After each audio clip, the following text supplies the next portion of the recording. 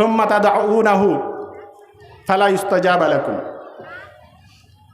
হুযায়ফা বিন ইয়ামান রাদিয়াল্লাহু তাআলা আনহু থেকে বর্ণিত, তিনি বলেন যে রাসূলুল্লাহ সাল্লাল্লাহু আলাইহি সাল্লাম বলেছেন, সেই সত্তার শপথ, সেই মহান আল্লাহ তাআলার শপথ যার হাতে আমার জীবন রয়েছে, তোমরা অবশ্যই অবশ্যই ভালো কাজের নির্দেশ করবে আর খারাপ কাজ থেকে বাধা দান করবে মানুষকে।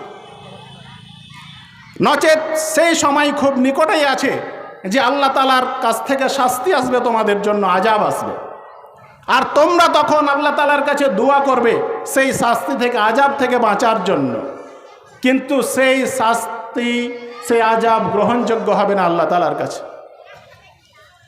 আবু দাউদ শরীফের অন্য একটি হাদিসেও বলা হয়েছে যে কোনো একটা জনপদে একজন মানুষ ইয়ামালু বিল মাআসি, অন্যায় জঘন্য কাজ তথা গুনহার কাজ করছে, ওয়ায়াকদুরুনা আলা আইগাইয়ুরু, আর তারা সক্ষম তাকে পরিবর্তন করতে ওই জায়গা থেকে, ফালা ইউগাইয়ুরু, কিন্তু তারা তাকে সেখান থেকে সরাচ্ছে না, ওই অন্যায় কাজ থেকে সরাচ্ছে না। তাহলে তাদের কি হবে? তাদেরকে মৃত্যুর পূর্বে অবশ্যই অবশ্যই তাদের উপরে শাস্তি আসবে, আযাব আসবে। তো এই সব কোরআন এবং হাদিসগুলো আমরা ভালো কাজের নির্দেশ, খারাপ কাজের নিষেধ সম্পর্কে আমরা জানতে পারি। সমাজ সংস্কার, সমাজ পরিবর্তন যদি আমরা করতে চাই, তাহলে অবশ্যই এগুলোকে প্র্যাকটিক্যালে হাতে নাতে আমাদের নামতে হবে। না হলে আজকে সমাজ যে জায়গায় দিন দিন অন্যায় কাজে চলে যাচ্ছে, সেই অন্যায় থেকে ফিরে ঘুরে দাঁড়াবে না। হয়তো এক সময় আসবে যখন আমাদের উপরে আল্লাহ তাআলার পক্ষ থেকে শাস্তি, আযাব আসবে, যে আযাবে আমরা ধ্বংস হয়ে যাব। তখন কোনটা ভালো মানুষ আর কোনটা খারাপ মানুষ, এটা আল্লাহ তাআলা বাজ বিচার করবে না। যেই জনপদে, যেই ভূখণ্ডে আল্লাহ তাআলার শাস্তি আছে, সে আযাব আছে, সেখান থেকে কোনো মানুষকে বাজ বিচার করে বাঁচানো হয় না, তখন সবাই ধ্বংস হয়ে যায়।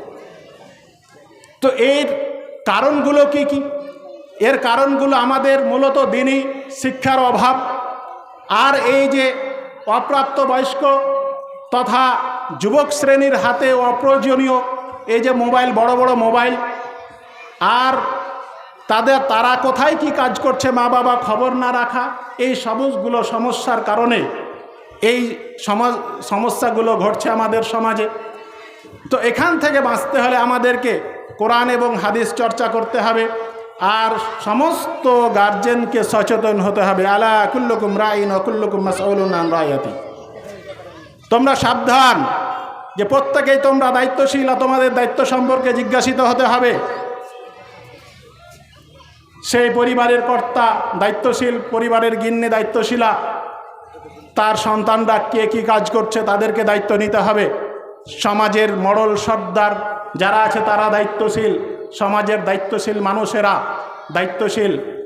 এই সব বিষয়গুলো আমাদের ভাবতে হবে এবং কাজে লাগাতে হবে। অর্থাৎ ভালো কাজের নির্দেশ, খারাপ কাজের নিষেধ আমাদেরকে করতে হবে।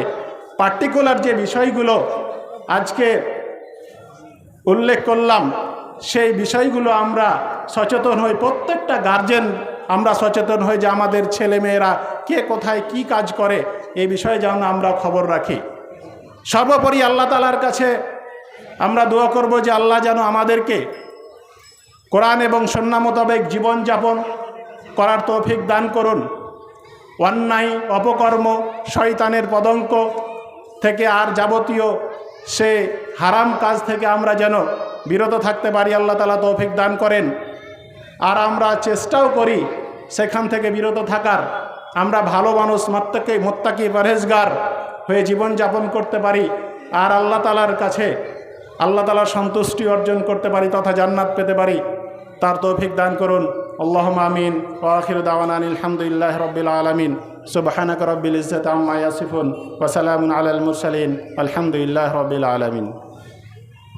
জাযাকাল্লাহ।